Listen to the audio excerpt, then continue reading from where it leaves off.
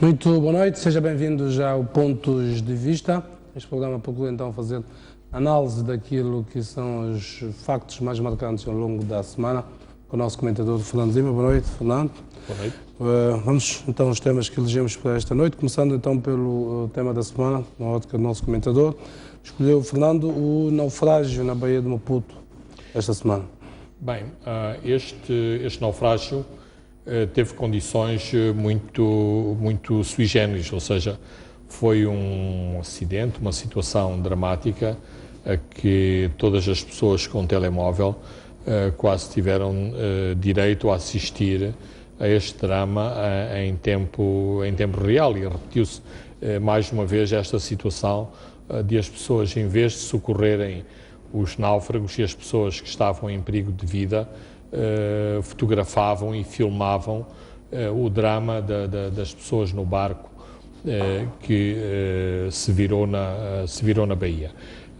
Falarmos dos acidentes no nosso programa e outros programas similares é recorrente, mas são questões que têm que ser levantadas, nomeadamente as questões da prevenção.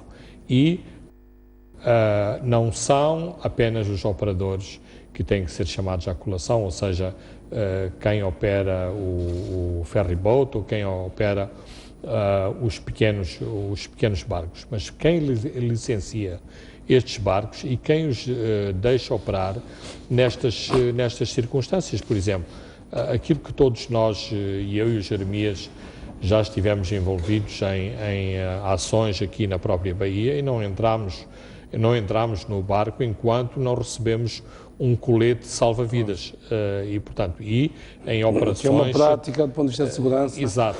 Como é que é possível? É um imperativo. Como é possível que as pessoas, e que são utentes destes barcos, e sabemos da fragilidade dos barcos, não têm sequer um colete salva-vidas? Mas é tão forte a pressão sobre dos operadores, sobre as entidades que têm os poderes de licenciamento, que não me admiraria que amanhã viesse o dono da empresa do pequeno barco a dizer que se puser 25 coletes salva-vidas no barco, que a sua operação não fica rentável, logo ele vai deixar de operar na Baía de Maputo, como fizeram os operadores de longo curso, que mal aconteceram uma série de tragédias num curto espaço de tempo nas estradas moçambicanas, e o governo ameaçou e implementou a medida que aliás no passado já esteve também a ser aplicada, que é a não circulação de transportes coletivos de passageiros à noite nas estradas moçambicanas. E veio-se logo ameaçar com problemas de rentabilidade das empresas e que assim o negócio não é viável. Ou seja, o governo, mais uma vez, tem que ter a coragem de decidir se os moçambicanos têm que ser ameaçados por esta desregulamentação quase total das atividades económicas, ou se há capacidade e há força e há músculo suficiente para que determinadas medidas sejam aplicadas. Eu penso que não é nenhuma proteção divina na Zambésia para que nos últimos anos tenha baixado muito o número de acidentes mortais nos barcos na Zambésia, coisa que acontecia há anos com muita frequência, de morrerem dezenas de pessoas que utilizavam os barcos na costa da Zambésia. Portanto,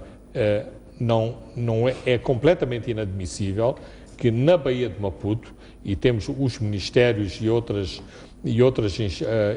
instituições que têm inclusivamente os gabinetes dos seus responsáveis virados para a Baía de Maputo, assistam a esta situação sem tomarem qualquer posicionamento, e quando eu digo posicionamento não é fazer comunicados, é de facto interditar determinadas atividades sem que estas tenham o mínimo de condições para atuar. E mesmo que seja atuar sobre o leite derramado, vale sempre a pena aplicar as medidas corretivas nas estradas, sobre os pneus, sobre os travões, sobre as luzes dos automóveis. E se, infelizmente, não temos condições para evitar isso, se é preciso tomar essas medidas radicais de interditar a circulação de transportes coletivos na noite, faça-se isso também, porque as vidas são muito mais preciosas do que a rentabilidade económica das empresas. Aliás, eu diria que esse drama é o drama. Acho que estamos sempre à espera que haja um drama para reconvocarmos estas questões todas. É aqui na Bahia, onde assistimos, para além destes barcos privados, há o barco que é do próprio operado pela Transmarítima, que é o ferryboat, nesse caso, onde também estes elementos estão lá. Não, portanto, Jeremias, não se observa assim, absolutamente não se observam essas medidas e depois vamos a uma empresa de corte de cana em que os trabalhadores, as empresas são multadas quando os trabalhadores sazonais não usam botas de borracha, não usam luvas, não usam óculos e não usam inclusivamente capacetes de segurança. Eu tenho um amigo que é gestor numa dessas companhias que diz que o sul do SAV está totalmente uniformizado com os equipamentos que a sua empresa sazonalmente tem que distribuir às pessoas que participam no corte de cana, porque senão arriscam-se a serem sancionados pelo Ministério do Trabalho, ou seja, nem tanto ao mar, nem tanto à terra. É preciso encontrar medidas de equilíbrio e a questão do colete salva-vidas quer parecer que é daquelas medidas de bom senso e mínimas que os barcos devem ter para transportar passageiros, para além de outras que foram elencadas durante esta semana, nomeadamente se os barcos têm buzinas, se não têm buzinas, se têm outros equipamentos para prestar os primeiros socorros, sobre a capacidade dos tripulantes, sobre as licenças dos tripulantes, sobre se estão ou não estão habilitados a transportar passageiros na Baía de Maputo. E aí estamos a falar da parte da navegação marítima, mas os problemas que se verificaram lá são os mesmos que nas estradas também se verificam. Havia superlotação neste barquito que virou, tal como há todos os dias nos chapas, os chamados mail-óvios, em que andam de uma forma completamente desassombrosa, portanto, com gente apinhada lá dentro. Não. Ou seja, no dia em que, aliás, no dia não, tem estado a acontecer nos últimos dias, dias ainda a polícia dava uma média, há em média cerca de 30 mortos por semana por acidentes de aviação. É qualquer coisa de assombroso. Assombroso. Eu não quero afastar o ónus da problemática das mortes resultantes de violência política em Moçambique, mas os acidentes de aviação matam muito mais que a violência política. Ambas as situações têm que ter soluções, mas é preciso ver as estatísticas e ver de facto o verdadeiro massacre de moçambicanos que acontece nas estradas do país. Muito bem, oxalá que o Estado encare com seriedade, com a devida seriedade que tem estado a faltar até agora. Há uma campanha esporádica aqui e acolá, mas não há uma ação enérgica. De tantos em tantos quilómetros, vemos controles policiais nas estradas. Eu gostava de estar na pele destes polícias que deixam claramente passar carros que não estão em condições de circular na estrada para tomarem eles próprios conhecimento que uns quilómetros à frente este carro que eles sabiam à partida que não tinha condições para circular na estrada foi autorizado a circular e depois causou um acidente logo a seguir. Muito bem, vamos olhar para outros assuntos. Este é um drama que certamente tende a merecer uma análise mais enérgica por parte do Estado. Análise essa que tem estado a faltar, efetivamente, para o nosso Estado. Vamos para os temas que elegemos. Comecemos por olhar para um dos assuntos que marcou esta semana, nomeadamente o Governo do Conselho de Ministros decidiu fazer uma reestruturação na concessão do corredor de Nacala. Sai o XFM, a Vale assume praticamente por inteiro os ativos do corredor e promete um financiamento para aquele corredor. Fala-se de 3 mil milhões de dólares. Portanto, queria ouvir a sua opinião relativamente a este assunto. Os XFM confirmam, digamos, a sua vocação rendeira, ficam ali como uma empresa que vai colocando dinheiro aqui e ali e lá à espera.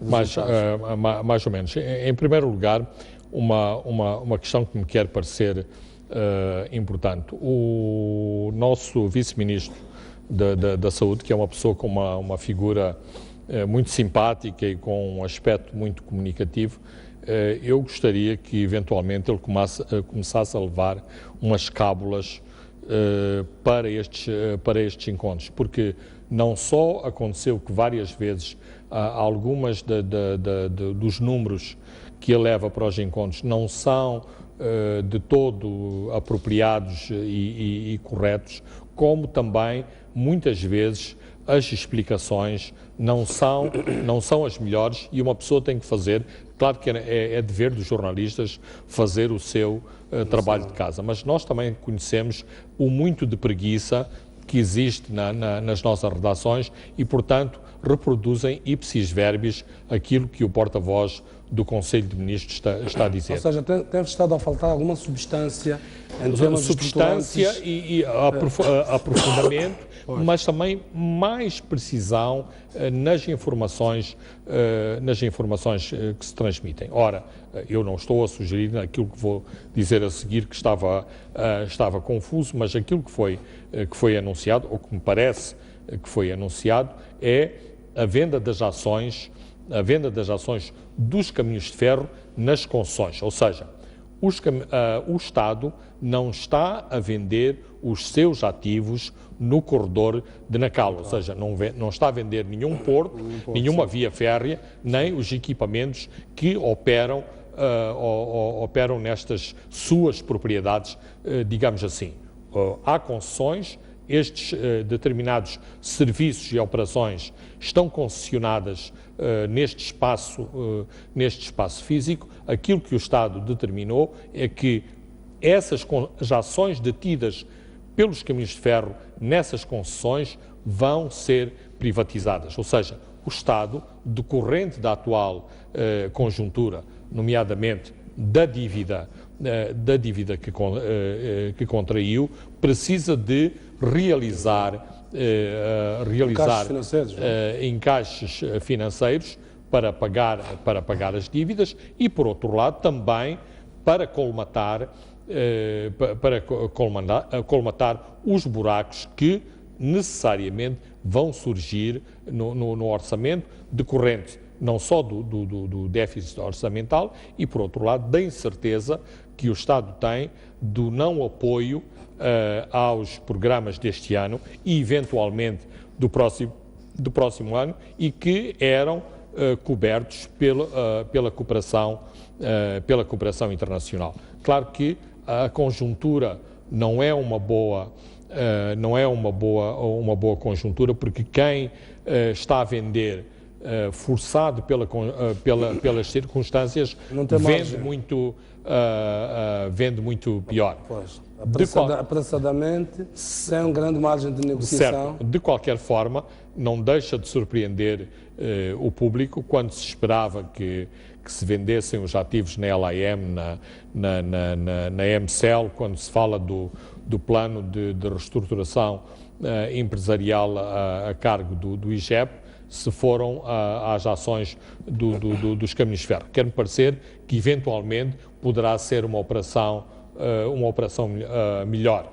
De qualquer forma, isto também é, em última análise, uma derrota para os setores no Estado, digamos, no partido dominante, na Frelimo, que sempre viram de forma negativa a perca dos anéis e dos ativos dos próprios caminhos de ferro e esta transformação dos caminhos de ferro exatamente numa empresa de cobrança de rendas. Por exemplo, neste momento, havendo-se a possibilidade de algumas linhas férreas que ainda não estão concessionadas também serem transformadas em concessões. E se recuarmos... Na prática, aquilo que sobra do CFM nesta altura, operando apenas algumas linhas,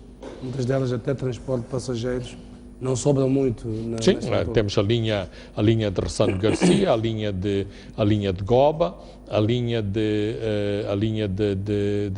Machipanda e penso que a própria linha de Sena, uma vez que Moçambique, ou o Estado, ou os Caminhos de Ferro, denunciou a concessão que tinha feito ao consórcio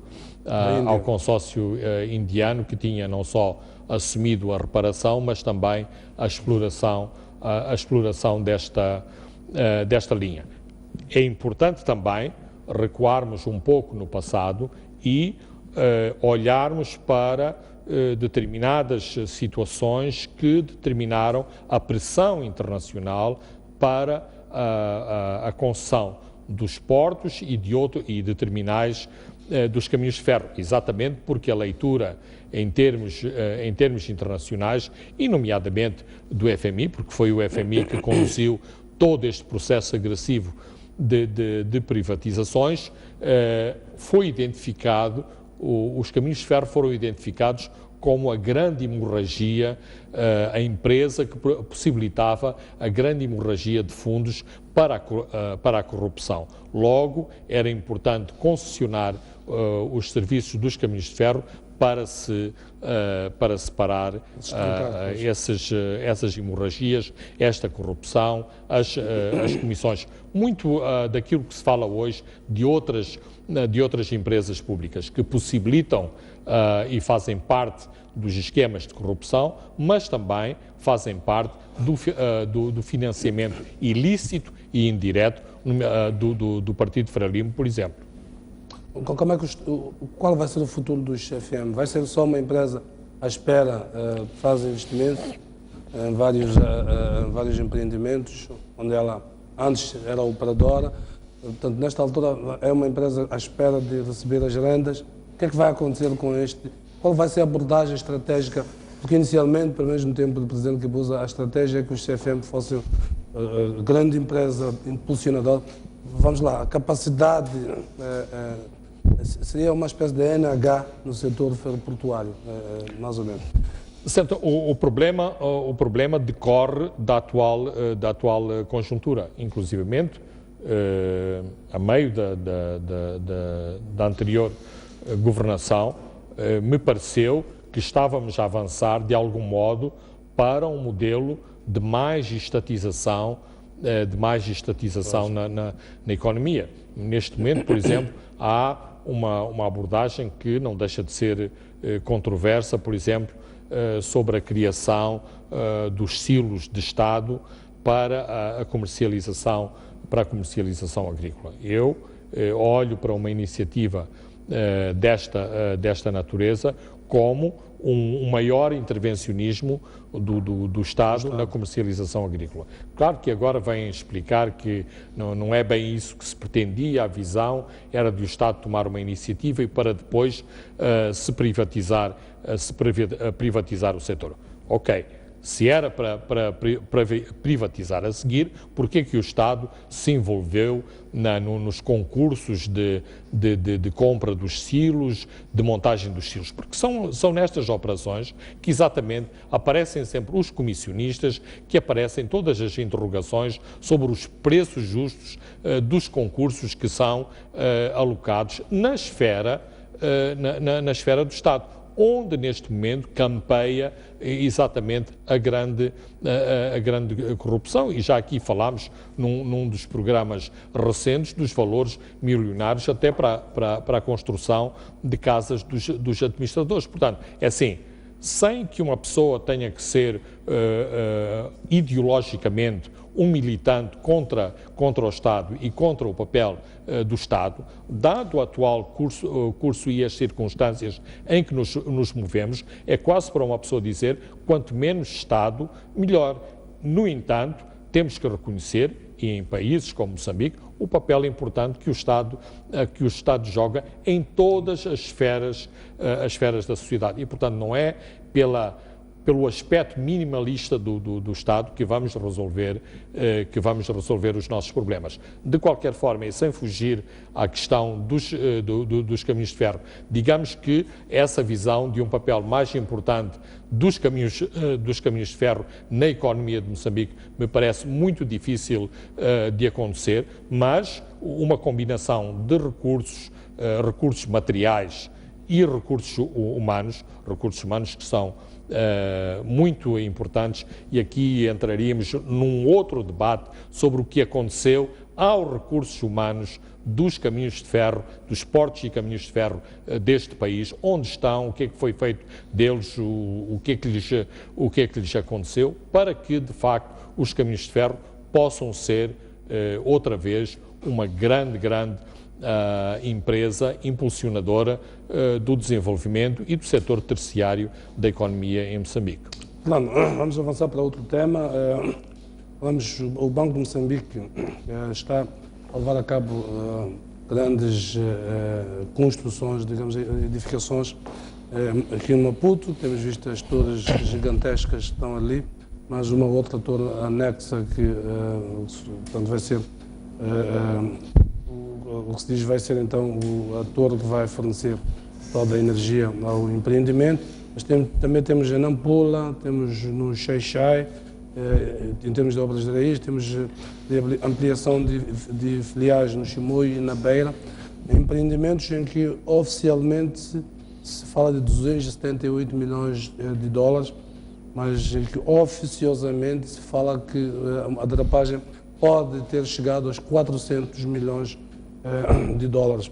Muito bem, a grande discussão, Fernando, é no contexto atual e até dos pronunciamentos do próprio Banco de Moçambique, se faz sentido um investimento com valores tão gigantescos num contexto atual. Eu acho que não faz sentido, nem atualmente, nem nunca faria sentido.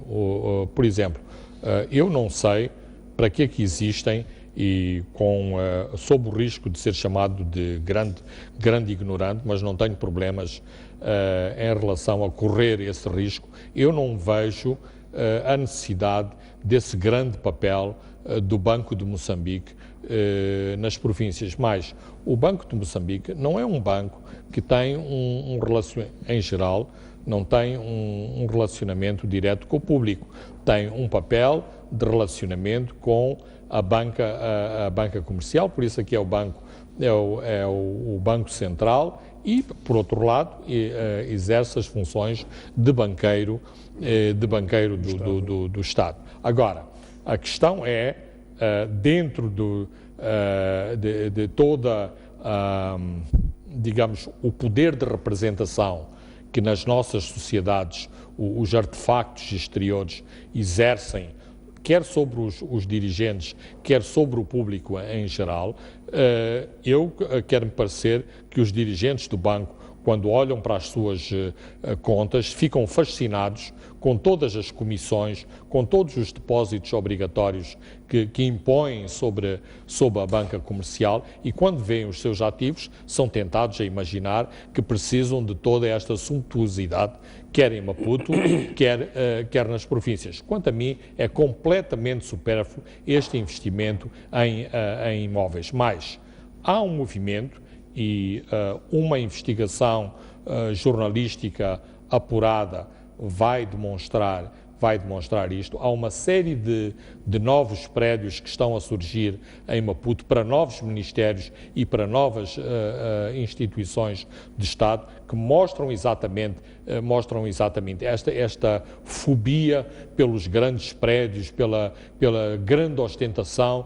Eu sou Ministério, eu sou Instituto de Estado, tenho que ter o meu pequeno arranha-céus, senão não sou senão não sou ninguém. Será que são estes prédios que são necessários para mostrar o poder de Estado? Eu preferia que outros investimentos fossem feitos em projetos que revelassem mais impacto sobre a produção, que dessem um retorno mais importante ao próprio Estado e à própria economia de Moçambique do que investirmos em prédios, porque no fim do dia é sempre o mesmo círculo vicioso. São os bancos que emprestam dinheiro que ganham com estes juros, são as pessoas que são envolvidas nestas operações que ganham o dinheiro. Portanto, em última análise, toda esta ostentação sobre os edifícios só se reflete nos benefícios para uma determinada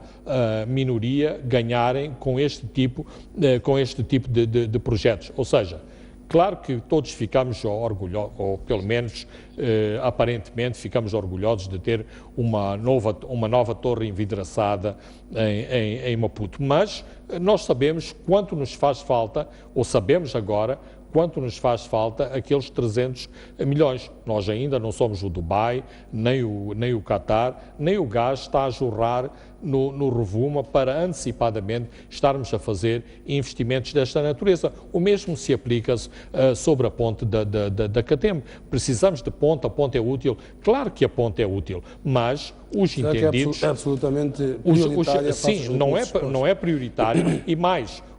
Os entendidos acham que se a ponte se fizesse a montante, sem que tivesse que necessariamente ser este tipo de estrutura suspensa, onde barcos de grande calado têm que passar por baixo, portanto na embocadura do Umbluzi ou na foz do Umbluzi, não eram necessários investimentos tão grandes como exatamente a estrutura da ponte para a Macaneta, que não tem a envergadura em termos de engenharia, em termos da própria arquitetura do projeto, como ele é feito, portanto, muito menores custos para um empreendimento desta natureza. Mas a tentação está lá.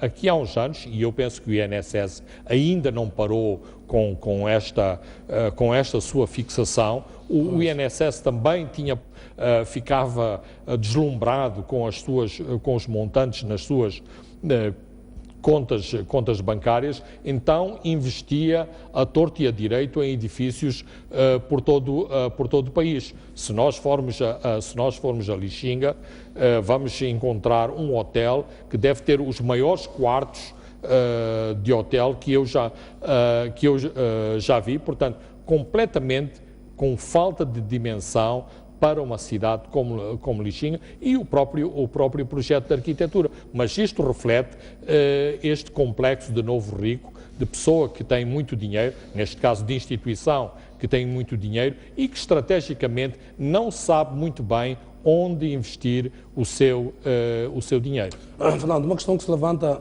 quando olhamos para estes investimentos todos que o Banco de Moçambique tem estado a fazer, é a justificação que o banco dá é que são receitas próprias que o banco usou para fazer esta... Jeremias, tem muito que se lhe diga as receitas próprias. Por exemplo, neste momento, quando fazemos as transferências na internet, entre as mesmas contas, não eram oneradas. Os bancos comerciais, por força da atual situação e porque têm pressão de continuarem a fazer os mesmos lucros, passaram a onerar também estas operações. Quem é que no fim do dia é penalizado? Somos nós, ou seja, há um apelo e um discurso da bancarização dos moçambicanos. Mas para um camponês é uma pressão muito grande ter que pagar 6 meticais cada vez ou que vai consultar o saldo, ou que vai transferir o sobrinho que transfere para o tio, a mãe, o filho que transfere para a mãe. São custos e claro que o banco também vai fazer o seu discurso a dizer bem, mas nós temos que ter segurança, temos que ter energia alternativa em Mecanhelas, em Coamba. Isto são custos que o banco tem que pagar.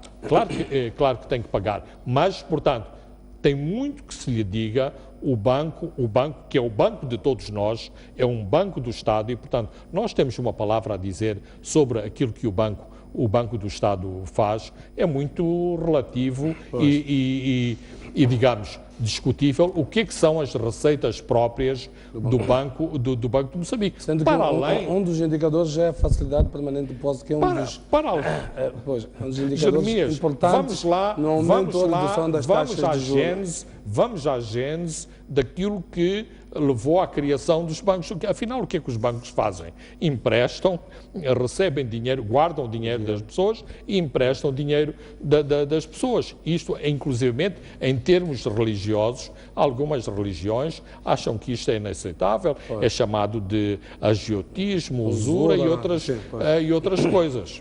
Não, uma questão, eu dizia que uma das fontes de receitas é a facilidade permanente de depósito, que é o valor que os bancos comerciais têm de depositar no Banco Central como garantia, enfim. E portanto, qual é a mensagem que o Banco de Moçambique emite quando ela diz que está a fazer isto por fundos próprios? O Banco Central tem fundos próprios de 278 milhões, volto a dizer, são os números oficiais que o banco anuncia.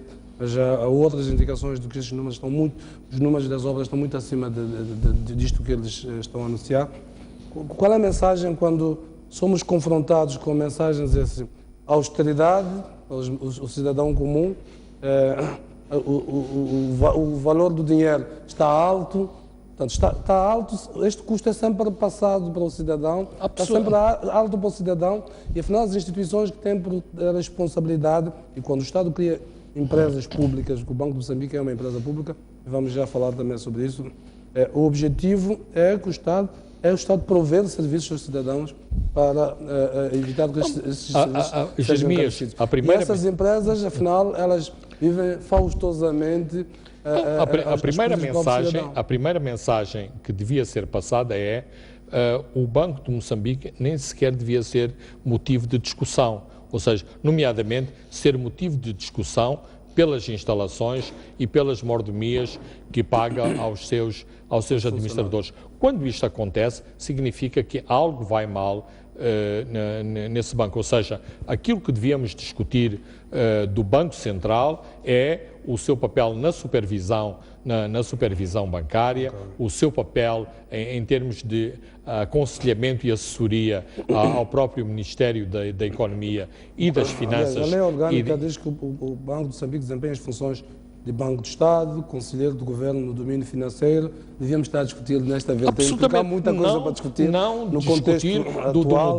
Do modelo de viatura que os administradores usam ou o tipo de prédio que é ocupado pelos funcionários do banco.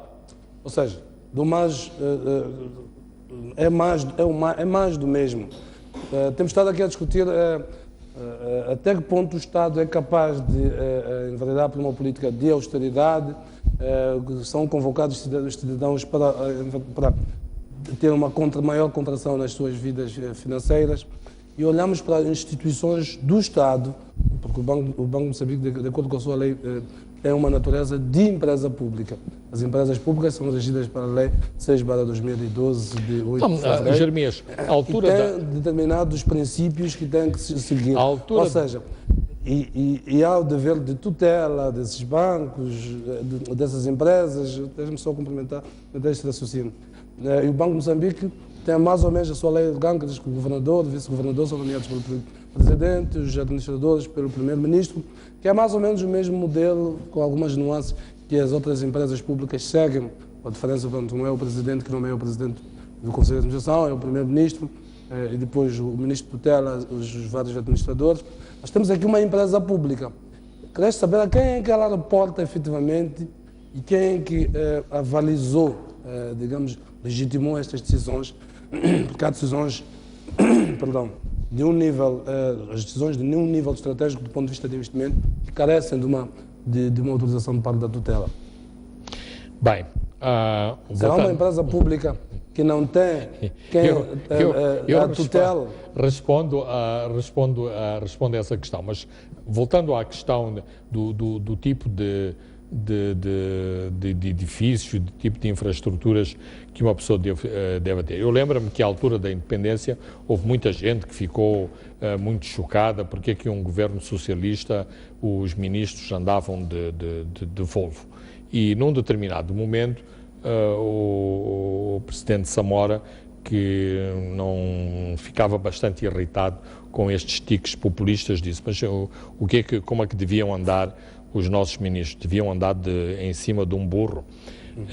A questão não é se os governadores do Banco de Moçambique andam de burro ou andam de Audi ou BMW, mas há meio termos, há situações intermédias que, sem pôr em perigo a estafada dignidade dos cargos e dignidade das funções, as pessoas podem utilizar sem ferir, em última análise, a sensibilidade das pessoas, porque nós não nos podemos esquecer que quando vamos àquele índice do desenvolvimento humano, estamos na cauda desse mesmo desenvolvimento e vemos, nomeadamente aqui na nossa região, países que estão muito mais avançados que nós, que neste tipo de situações não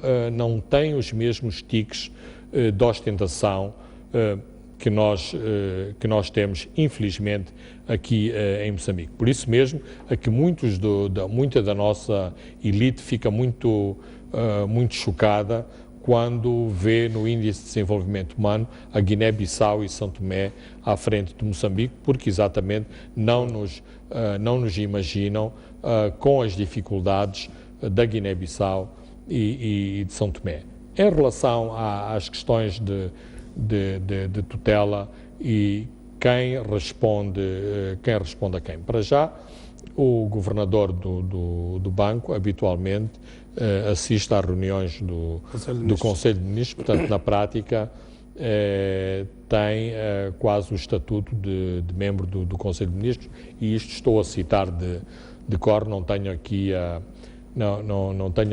Constituição nem o regulamento do Banco de Moçambique. De qualquer forma, estas questões, muitas vezes, e no passado, inclusivamente, houve alguns arrufos de quem era mais importante, se era o governador, se era o ministro das Finanças, quem é que dava e quem emitia pareceres de natureza financeira. Mas isto são questões já do domínio político. As questões materiais muitas vezes acontecem pela própria indução. Se uma determinada estrutura abona para os seus funcionários determinado tipo de equipamentos, por que é que nós não o podemos fazer? Se a banca comercial tem este tipo de regalias, nós e também é discutível se é hierarquicamente, porque é a entidade reguladora, se o Banco de Moçambique é mais importante que a banca comercial, logo, neste tipo de discussões, e estas discussões são feitas, discussões de salários, de mordomias e de outros anexos, logo nós também temos que ter este tipo de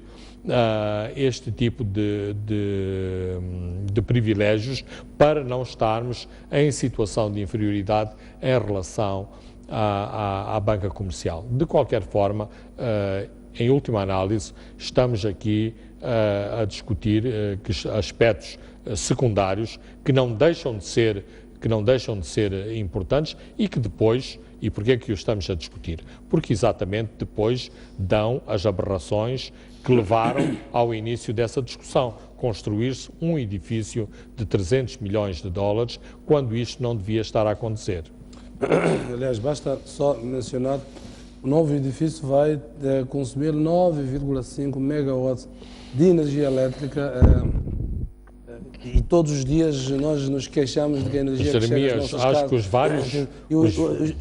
A EDM teve que investir para pôr o fosso da linha, para poder levar esses 9,5 megawatts de energia. 4 milhões de dólares. Os vários PCAs da EDM... O cidadão pergunta-se, somos mesmo pobres ou há uns mais que os outros? Não, é por isso que às vezes tendemos a pensar que não somos pobres. Não, os vários PCAs da EDM que passaram pela empresa nos últimos anos, acho que ganharam alguns cabelos brancos exatamente para equacionar o fornecimento de energia elétrica ao novo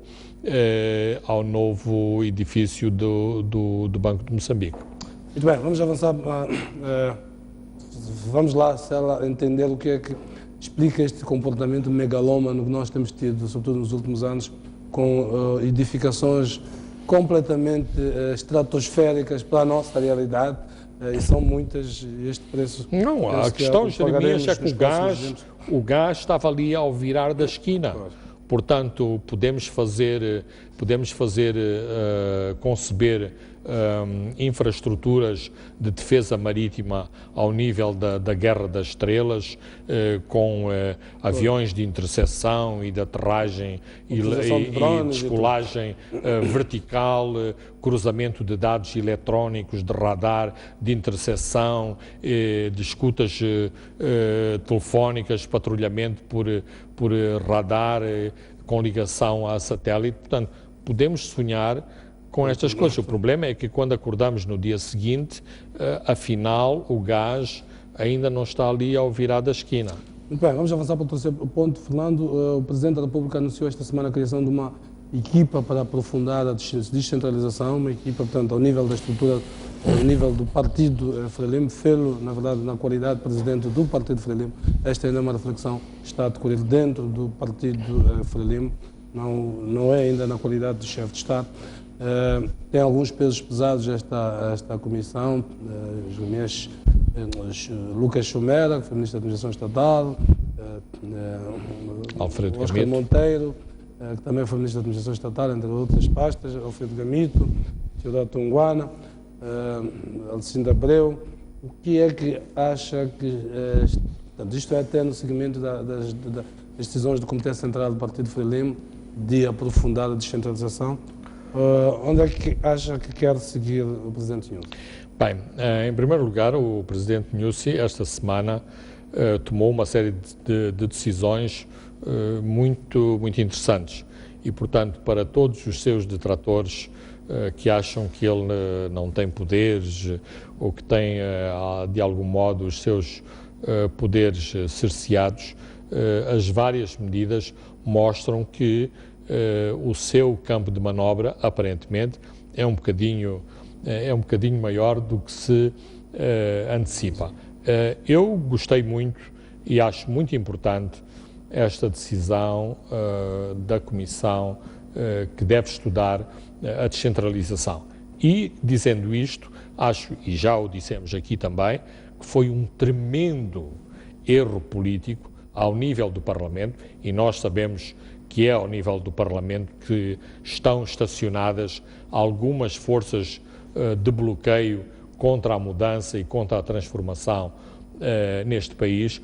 Digo, foi um tremendo erro político no Parlamento ter-se chumbado liminarmente as propostas que a RENAM fez em termos de descentralização. Mesmo que essas propostas fossem toscas do ponto de vista legal, não fossem aprimoradas do ponto de vista de argumentação, inclusivamente o seu enquadramento na atual Constituição. Mas tiveram o mérito, por um lado, de vermos um partido político que tem esse passado de violência, recorrer a meios políticos, a meios legais, para alterar uma determinada situação, portanto, conformando-se com um determinado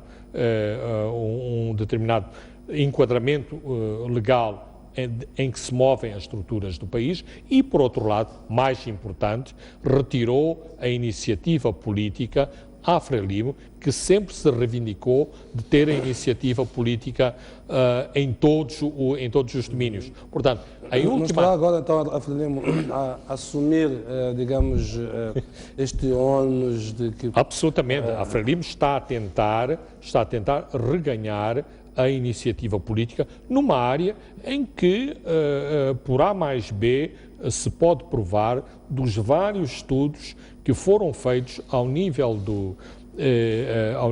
por exemplo, do Ministério da Administração Estatal sobre a descentralização. Aliás, o próprio movimento autárquico é um movimento no bom sentido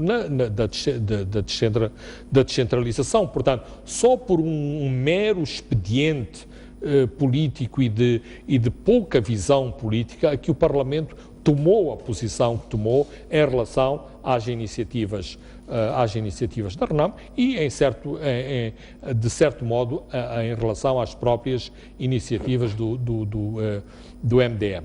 Esta comissão, que me parece que vai provocar alguns amargos de boca aos elementos mais conservadores no Partido Frelimo, ao verem determinadas... Quando olhamos para a composição, vemos uma abordagem mais progressista por parte destas pessoas sobre estas questões. Acho que o Presidente Nyusi andou muito bem. A escolha teve também a ver com isso, será? Não, claramente é uma...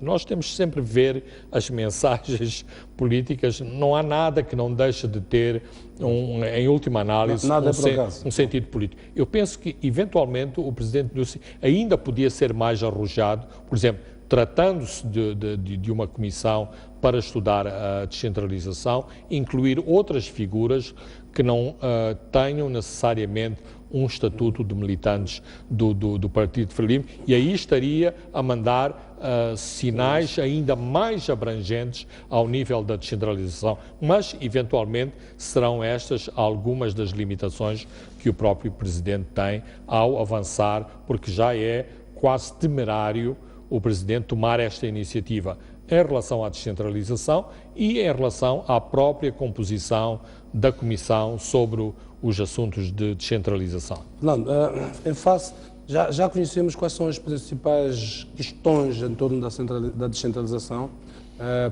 Podemos já antecipar um cenário de que nas eleições de 2019 o quadro político em que vão decorrer estas eleições, digamos, do ponto de vista da legislação, do ponto de vista da organização política do próprio Estado, não mais será o mesmo que norteou este processo até 2014. Absolutamente, Jeremias, mas eu diria que uma comissão para estudar e debater assuntos de descentralização não deixa de abrir a porta para, claramente, se começar a discutir a revisão da própria Constituição, porque a descentralização... Esse é o próximo passo inevitável. Portanto, absolutamente. Parece-me claramente que a estratégia do Presidente é, ao nível do partido, vamos lá, devolvendo este ônus ao Partido Frelimo, o ônus de ser ele, o próprio Partido Frelimo, a liderar os processos de mudança, sendo que esta comissão produz um documento ao Presidente da República que servirá de base para uma eventual proposta do Partido Frelimo, já como bancada parlamentar na Assembleia da República, de grandes mudanças do ponto de vista da organização do Estado, a introdução de uma descentralização numa escala mais ampla, e que, portanto, este documento a correr em paralelo com uma proposta que também parece já inevitável de revisão constitucional para abarcar tudo isto, num cenário em que, portanto, em 2014 já haverá eleições para os governadores, um quadro político-legal diferente para as assembleias provinciais. Não, e quando nós vemos que, por exemplo, um dos pontos da agenda para discussão entre Dhlakama e Nyusi tem a ver com as 6 províncias, portanto, mais uma vez, a questão da descentralização faria todo sentido que, por antecipação, esta comissão integrasse outras personalidades que não apenas da Frelimo, mas claramente é um embrião para uma discussão séria e aprofundada sobre uma revisão constitucional, não só em aspectos de descentralização, mas depois em relação a outros aspectos que terão que ter, portanto, uma maioria qualificada na Assembleia da República, portanto, terão que contar com o apoio de outras bancadas que não apenas a bancada maioritária da Frelimo. Diríamos que ao começar esta reflexão dentro do partido e não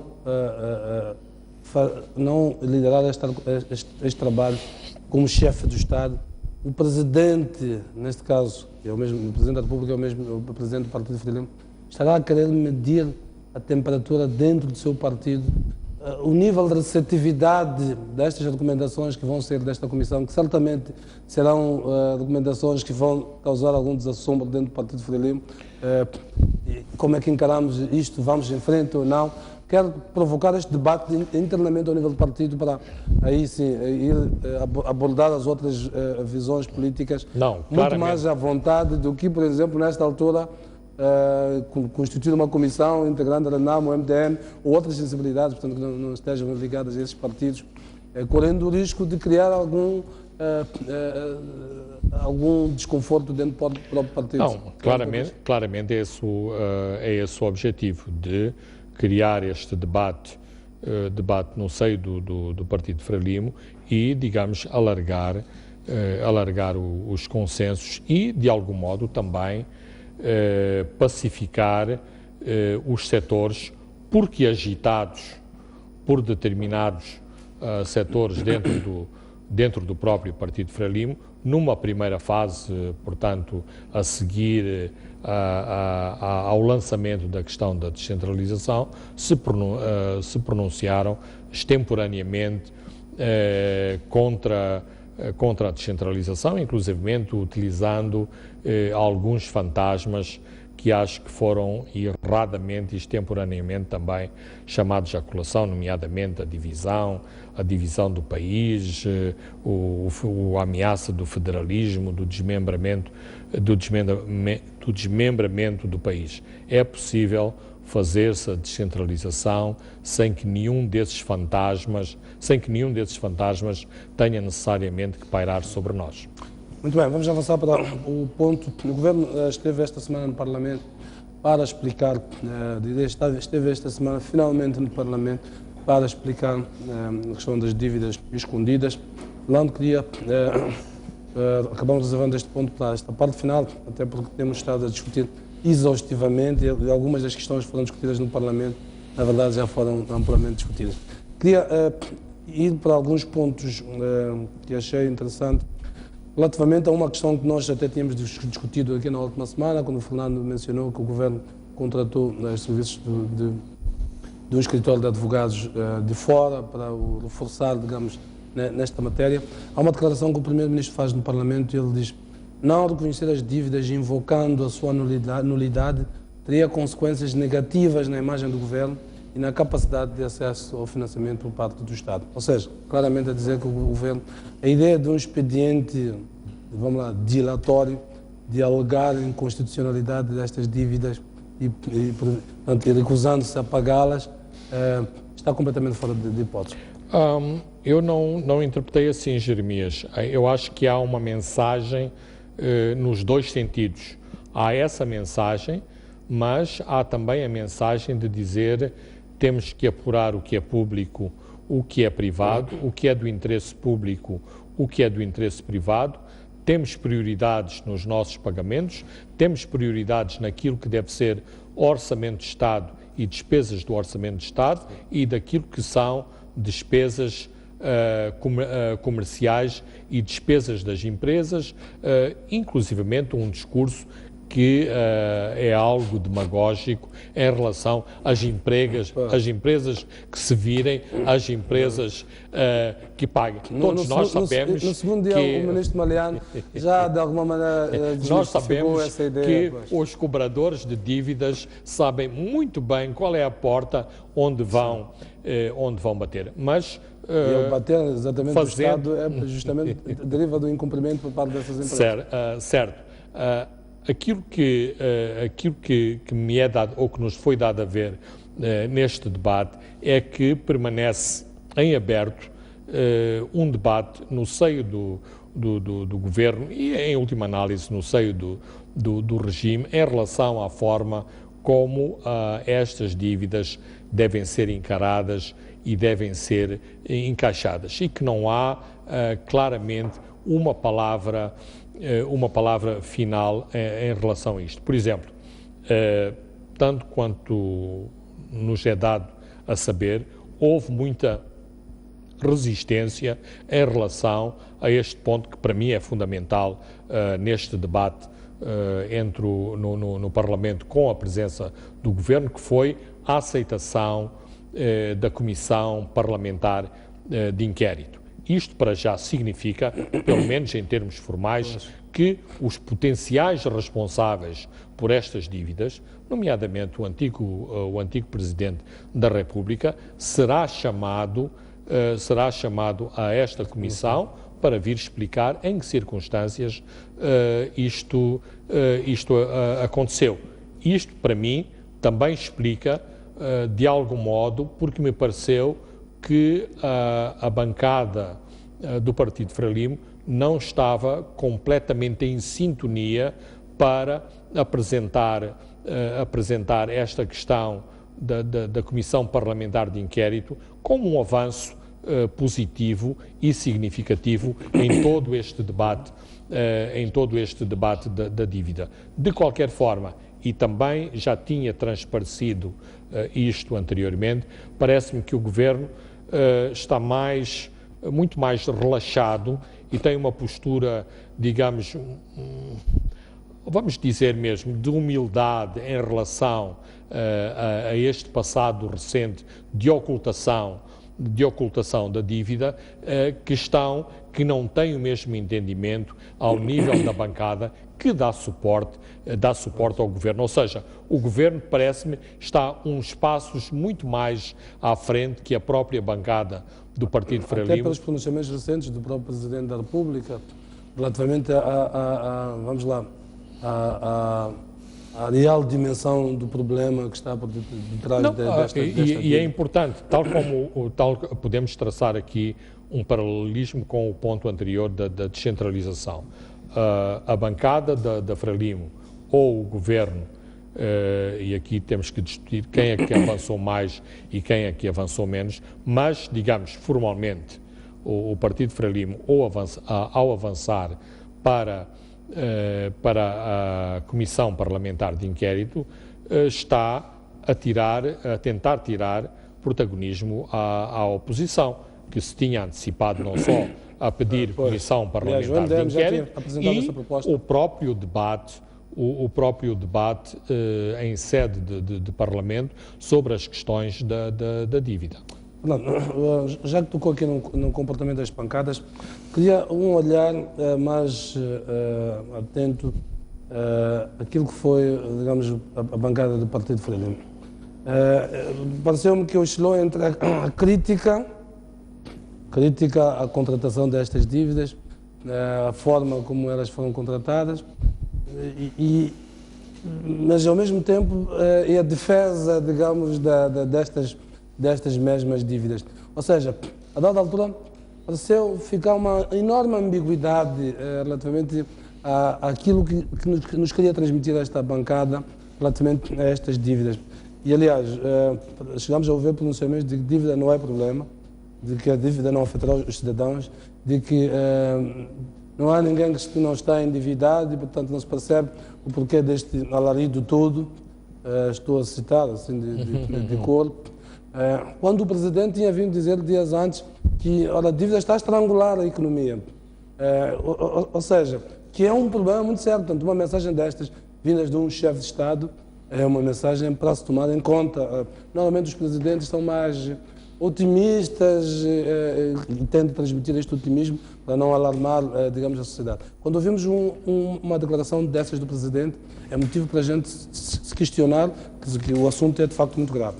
Mas, para completar o raciocínio, esta oscilação que sentimos na bancada em que parecia não haver uma estratégia, ou pelo menos ela não, se havia, ela não foi claramente executada, porque ela diz que não é um problema, a dívida não afetará os cidadãos, portanto, se não é um problema, ponto final, não é um problema. Mas, ao mesmo tempo, propõe na Constituição de uma comissão de inquérito parlamentar para apuramento da verdade. Ora, se a verdade, se a dívida não é um problema, então a verdade já está aí, quer dizer, não há outra verdade a apurar para além dessa que foi apurada. O que é que explica este comportamento muito dúbio do Partido Socialista Brasileiro? Eu nunca assisti ao processo de produção do foie gras, do patê de fígado, mas dizem que se abre a boca do ganso e se deita a comida à força na boca do ganso, ou seja, para provocar o inchaço do seu fígado e, portanto, para obter este fígado de muito boa qualidade como delicatessen, ou seja, como uma coisa muito, uma delícia de mesa. A mim quer-me parecer, e estou 100% de acordo que o cenário que o Jeremias estava aqui a traçar, é que a Comissão Parlamentar de Inquérito, de algum modo, foi imposta ou foi dito à bancada que é este o caminho que nós vamos a seguir. E, portanto, digamos...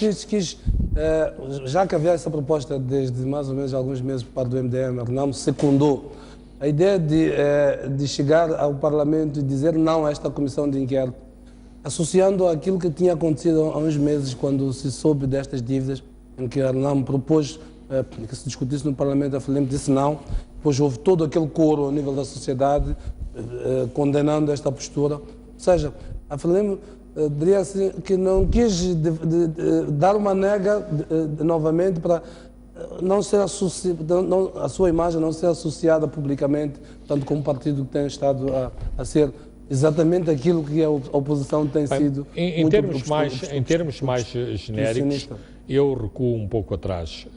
Tem sido claro, não só nestes aspectos, mas em todos os aspectos relacionados com o entendimento com a Renamo, com o diálogo com Afonso de Acama, que o Parlamento nem sempre tem estado em sintonia total com o chefe de Estado e, neste caso, com o líder do Partido Frelimo.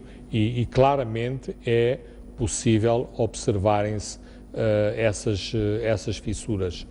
Neste caso concreto, eu penso que o que se refletiu neste debate, exatamente, é que há um setor da bancada da Frelimo que, a contragosto, está a aceitar não só a Comissão Parlamentar de Inquérito, como não aceita uma nova narrativa em relação àquilo que aconteceu. Por exemplo, eu fico... Entre toda a argumentação que foi esgrimida e a conclusão, não há uma coerência? Não, eu, por exemplo, tenho uma relação de amizade com o Francisco Mucanheia de Angós, que eu acho uma pessoa muito inteligente e muito perspicaz, mas fez uma intervenção perfeitamente perdida, usando estes fantasmas do FMI em relação à indústria do caju. Podíamos utilizar, por exemplo, o FMI e o Banco Mundial em relação ao apoio à indústria do açúcar e parece-me que, de algum modo, estava um pouco perdido no meio deste debate. Portanto, significa que, ao contrário daquilo que é o seu apanágio de ser uma bancada muito preparada, muito afinada em relação aos objetivos políticos a atingir, neste debate a produção de argumentação a própria argumentação ideológica em torno desta questão foi muito fraca. Mas eu penso que é importante usarmos esta canção tradicional, Não Vamos Esquecer o Tempo que Passou, como uma nossa referência sempre presente na nossa cabeça. Mas não ajuda muito ao debate atual, querer devolver à Renamo uma série de questões que não ajudam muito à resolução do problema que temos em mão, que é como ultrapassar a questão da dívida pública. Se a dívida não é um problema, não mata, como ouvimos muitos deputados a dizer, como explicar que um governo nos últimos meses se ocupe quase... Absolutamente, é verdade. Eu concordo sim. Despacha um primeiro-ministro para Washington, despacha o ministro das Finanças para Londres para tentar estruturar Jeremias, se é verdade da dívida da Ematum. O governo manda estruturar os planos de negócio dessas empresas, considere a possibilidade de vender os ativos dessas empresas para recuperar parte do dinheiro. Não, é quase impossível o governo sair fora deste síndrome de dívida em que estamos todos mergulhados. Até a senhora das Badias tem que invocar a dívida para dizer porque que a Badia ficou mais cara, ou o preço da cacana que foi influenciado pela desvalorização do metical. É assim, é verdade sim que muitos de nós contraímos dívidas, mas se todos nós nos deixássemos cilindrar pelas dívidas e deixávamos as dívidas serem controláveis, não acabavam as páginas dos jornais para ter aqueles anúncios dos bancos e dos tribunais a fazerem editais sobre incumprimento de dívida. Portanto, a maioria dos moçambicanos paga as suas dívidas atempadamente e honra os seus compromissos de dívida. Nós começamos a não estar à altura de honrar os compromissos da dívida, como contraímos dívida em circunstâncias que ainda estamos para apurar como tudo aconteceu. Fernando, uma verdadeira questão sobre a responsabilização. Percebeu-se que a cartilha da oposição era a responsabilização. A oposição queria cabeças a rolar nisto. O primeiro-ministro chutou a bola para a justiça. Ele disse, o governo considera pertinente que a PGR, estou a citar o discurso do primeiro-ministro, o governo considera pertinente que a PGR e os tribunais continuem a fazer a sua parte para esclarecer a legalidade da emissão das garantias soberanas e a aplicação dos recursos mobilizados. Ou seja, e que o governo não se vai imiscuir no trabalho destas instituições. Fim de citação. Como é que o Fernando interpreta esta mensagem claramente, em que o governo diz nossa responsabilidade é governar, há quem tenha a responsabilidade de, digamos, do ponto de vista de controle das normas. Como é que encara isto, ligando a uma outra coisa que o primeiro-ministro esteve a dizer no Parlamento, quando ele diz que o governo vai honrar os compromissos portanto, nesta dívida, portanto, que o governo vai assumir a dívida que ficar aprovada, que foi para o interesse nacional. Ora, esta mensagem portanto, subentende que poderá haver uma outra parte que não foi para o interesse nacional. Como já vimos que, efetivamente, o próprio Ministro das Finanças, no dia seguinte, esclareceu isto. Não há privados materialmente, portanto, não há havê-lo já do ponto de vista formal, mas não já do ponto de vista material. Como é que interpreta esta ideia de que o governo assume a parte da dívida que fica aprovada, que foi para o interesse nacional? Portanto, ficará aqui subentendida a ideia de que o governo está-nos a transmitir uma mensagem de que há uma dívida que não foi para o interesse nacional. Portanto, não havendo privados materialmente, então, não há nenhum outro interesse. O interesse privado pode ser interpretado como, vamos lá, o dinheiro que foi desviado para outras coisas que não aquilo para que era o objeto desta contratação. O governo está, a todo custo, tentar despolitizar ao máximo toda esta questão e, por outro lado, passar ao lado de quem, de facto, contraiu esta dívida, não tendo mesmo, digamos, um discurso de voz grossa em relação a dizer isto aconteceu noutra era. Diz e não diz, e portanto é muito ambíguo em relação a quem é que tem a responsabilidade. Sabe-se claramente que este assunto passe rapidamente e se reentre na agenda do plano quinquenal, que nestes meses está completamente...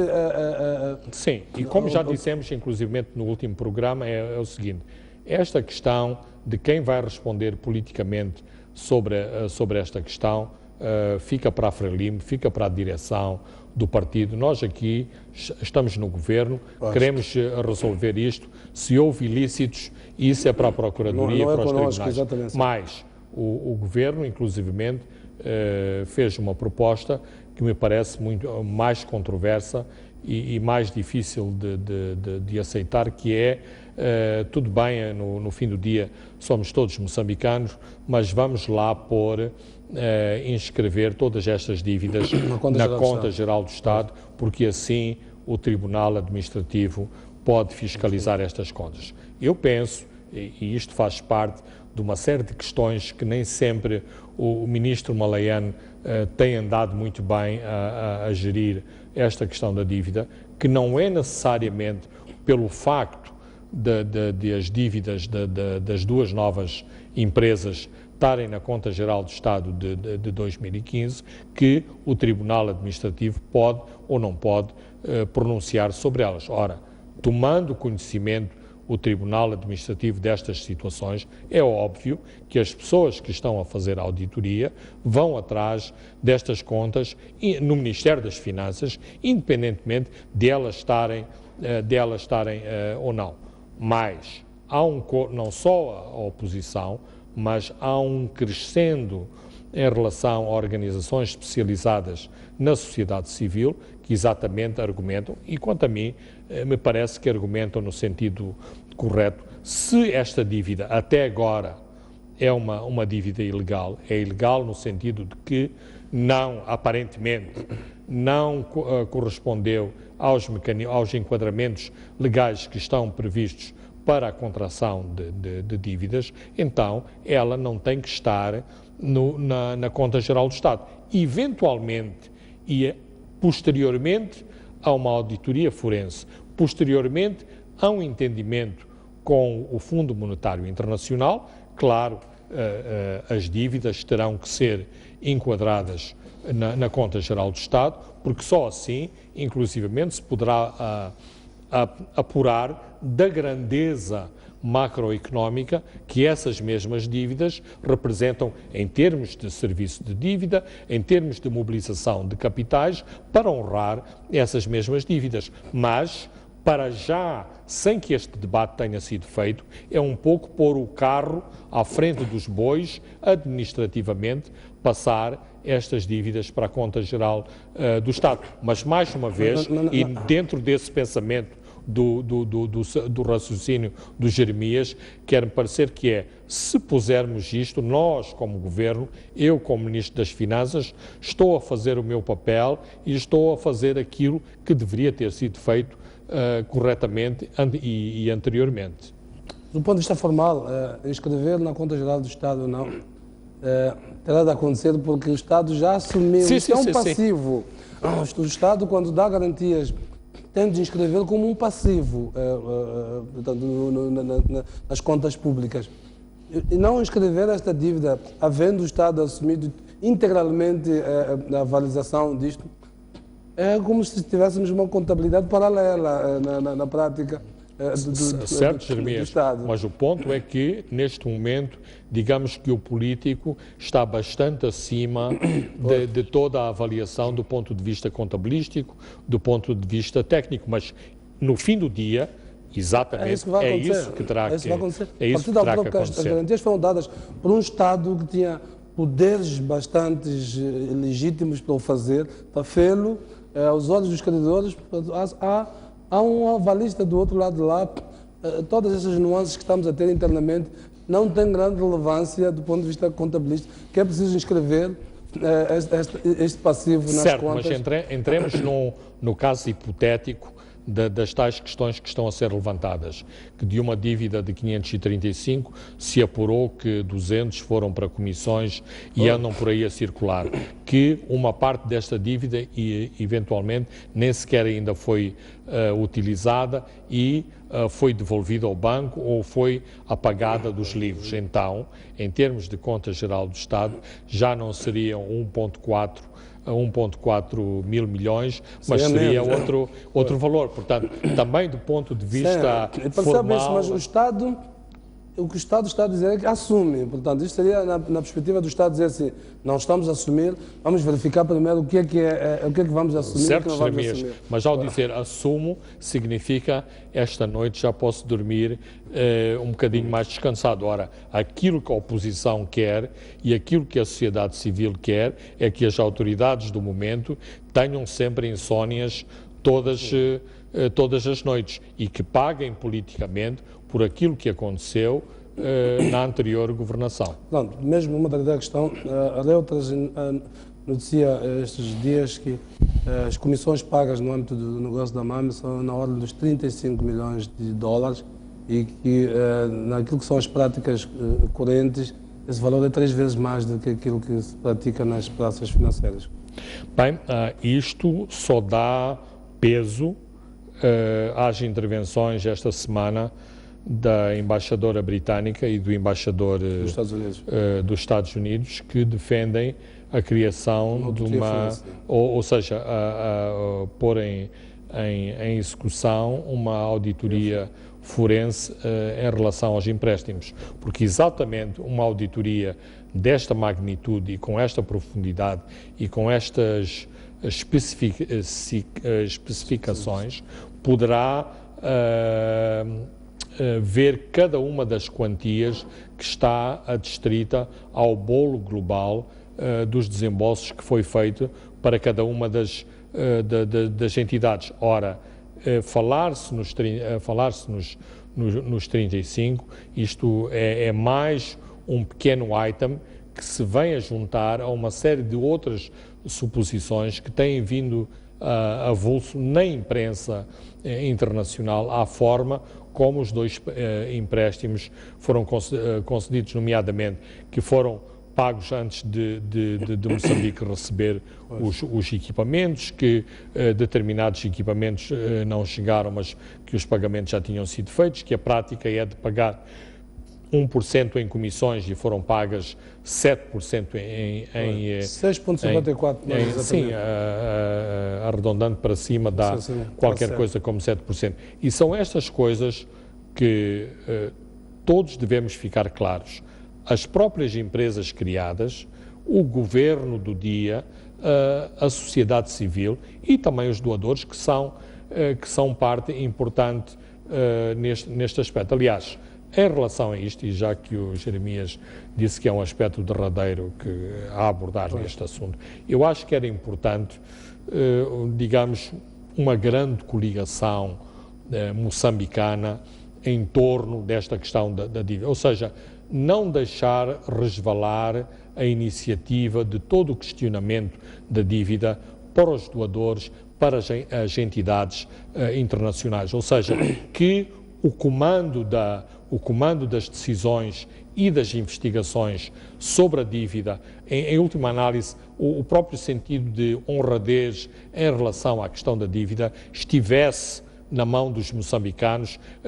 Sei que é difícil dizer que devia haver uma coligação MDM, Renamo, Frelimo, mas isto devia ser uma coisa... Se fosse da sociedade civil até era muito mais... Exato, ou seja, para que a tal autoestima seja restituída aos moçambicanos e que não andemos a reboque dos soundbites que nos são dados pelos embaixadores, pela senhora Christine Lagarde, amanhã pelo diretor do Banco Mundial. Bem, muito obrigado, Fernando. Eu queria acrescentar que esta dívida da MAME é com os russos, do VTB. O VTB. Muito bem, vamos terminar por aqui, Fernando, já estouramos o nosso tempo largamente a isto. Vamos voltar a encontrar então na próxima semana para continuarmos a olhar várias matérias que se vão dando então ao longo dos próximos dias. Foi um prazer ter-vos aí desse lado, uma boa semana de trabalho. Próximo domingo voltamos a encontrar aqui neste mesmo espaço. Boa noite.